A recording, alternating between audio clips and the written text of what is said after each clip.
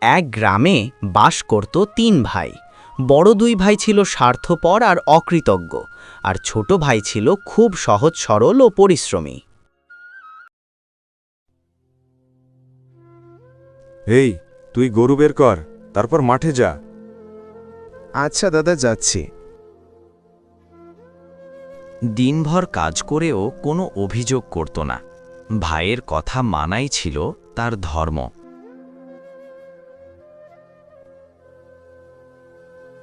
মাঠ থেকে ফিরেছিস? এবার জঙ্গলে গিয়ে কাঠ কেটে আন। এখনই যাচ্ছি দাদা।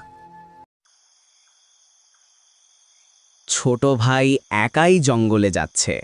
আস্তে আস্তে অন্ধকারও নেমে এসেছে। রাতে বাড়ি ফিরে ছোট ভাই ক্লান্ত।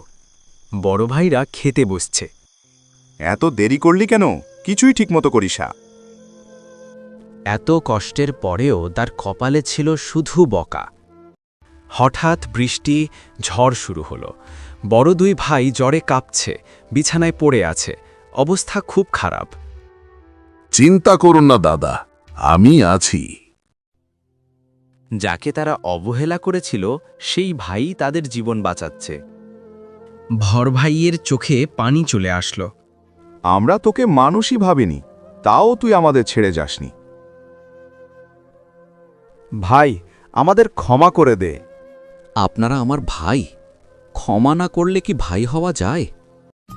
ভালোবাসা আর ক্ষমাই পারে অকৃতজ্ঞতাকে শিক্ষা দিতে।